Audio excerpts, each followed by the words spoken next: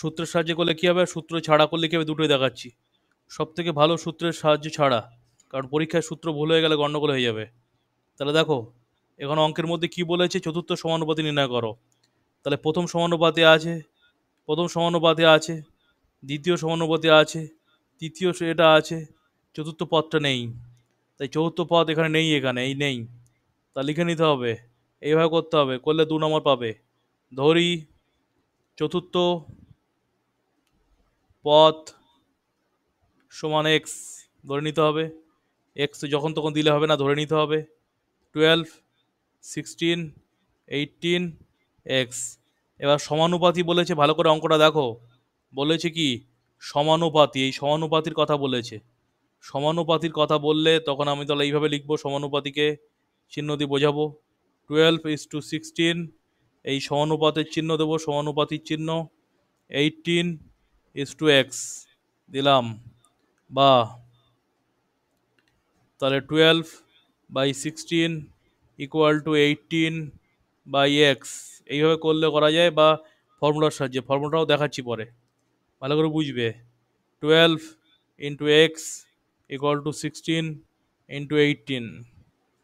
Therefore x = 16 × 18/12।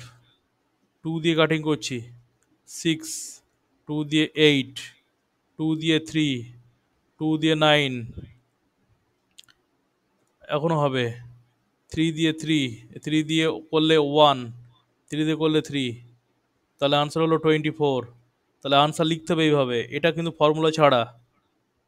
চতুর্থ সমানুপাতি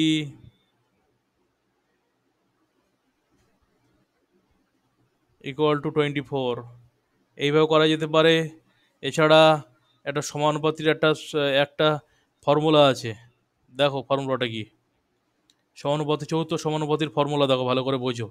তুমি নিজেও ফর্মুলা দেখলে বুঝতে পারবে, এখানে এখানে দেখলেও ফর্মুলা বোঝা যাবে। দেখো, এটা প্রথম পদ, ভালো করে দেখো। এটা দ্বিতীয় পদ, এটা তৃতীয় পদ, এটা চতুর্থ পদ। ভালো করে বুঝলে, এবারে একটু ভালো করে মন দিয়ে দেখো, বুঝতে পারবে। এই দেখো, এই চতুর্থ পদ সমান কি দেখলে, 16। 16 মানে কি বলো তো, 16 মানে দ্বিতীয় পদে। দেখো 18, 18 মানে কি দেখো তো, তৃতীয় পদ। তাহলে কি বুঝলে, দ্বিতীয় গুণ তৃতীয় বাই প্রথম হলে চতুর্থ পদের সমান। দ্বিতীয় গুণ তৃতীয় বাই প্রথম, এ দেখো এইটাই সূত্র। দ্বিতীয় গুণ তৃতীয়, এটা মুখস্থ করা কঠিন, যদি করতে পারো ভালো, বাই প্রথম। দ্বিতীয় পদ, তৃতীয় পদ, প্রথম পদ, এটা করলে চতুর্থ পদ পাওয়া যায়। এইভাবে কেউ যদি ফর্মুলা ধরে করে তাও হবে। তাহলে দ্বিতীয় পদ অঙ্কের মধ্যে কে ছিল, দ্বিতীয় পদ অঙ্কের মধ্যে কে ছিল, দ্বিতীয় পদ অঙ্কের মধ্যে ছিল, কে ছিল দেখা যাক, 16। আর তৃতীয় পদ হচ্ছে 18, 16 গুণ 18, এই দেখো 16 গুণ 18। আর প্রথম পদ কে ছিল, প্রথম পদ ছিল 12। কাটাকাটি করো, 2 দিয়ে 6 দিয়ে 12, 2 দিয়ে 8 দিয়ে 16, 6 দিয়ে 3 6 18, 3 8 24।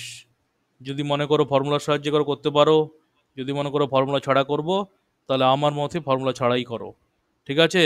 চতুর্থ পদ থাকলে চতুর্থ পদের জায়গায় বক্স দিয়ে এক্স ধরে নেবে। যদি চতুর্থ পদ না থেকে দ্বিতীয় পদ, তাহলে দ্বিতীয় পদের জায়গায় বক্স ধরে এক্স ধরে নেবে। এইভাবে বুঝে করবে। দেখো বোঝা গেছে কিনা বলো।